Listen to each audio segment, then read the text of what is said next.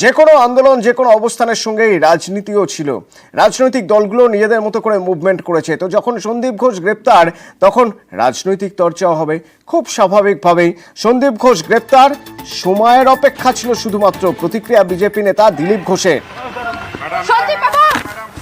দেখুন, সন্দীপ ঘোষ অ্যারেস্ট হবে সবাই জানতো, সময়ের অপেক্ষা ছিল, হয়েছে। এবং তার সঙ্গভঙ্গরা এক একজনের চরিত্র সম্বন্ধে যা কথা শোনা যাচ্ছে, তারা এক একজন মহাপুরুষের পর্যায়ে। কিন্তু যে আন্দোলন চলছে, বিশেষ করে কালকে জুনিয়র ডাক্তাররা যে ধরনের আন্দোলন করেছেন, তাদেরকে স্যালুট করতে হয়।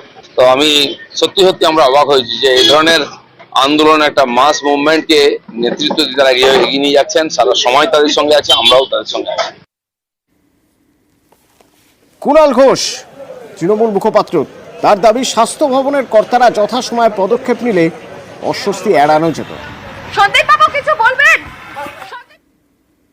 সন্দীপ ঘোষকে আরজি করের প্রাক্তন অধ্যক্ষ, তাকে ওই সিবিআই দুর্নীতির মামলায় গ্রেফতার করেছে বলে খবর।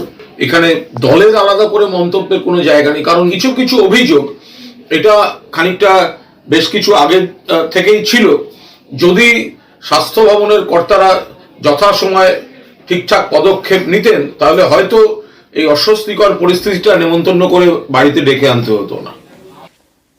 অত্যন্ত গুরুত্বপূর্ণ একটি পোস্ট, এক্স হ্যান্ডেলে একটি ছবি পোস্ট করেছেন সুখেন্দু শেখর রায়, সাংসদ, যেখানে দেখা যাচ্ছে কোনো ক্রিকেট ম্যাচ যেখানে মিডল স্ট্যাম্প ভেঙে গিয়েছে। তো এই ছবি পোস্ট করে তিনি লিখেছেন মিডল স্ট্যাম্প পড়ে গিয়েছে, এরপর কি?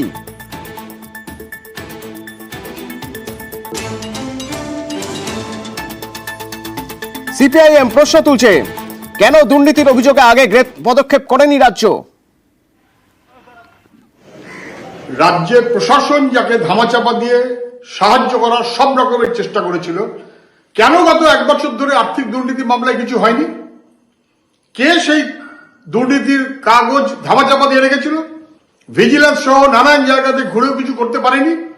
সন্দীপ ঘোষ এবং তার বাহিনী, পুলিশ এবং তার মাতব্বররা, তারা সবাই মিলে ধামাচাপা দেওয়ার চেষ্টা করেছে।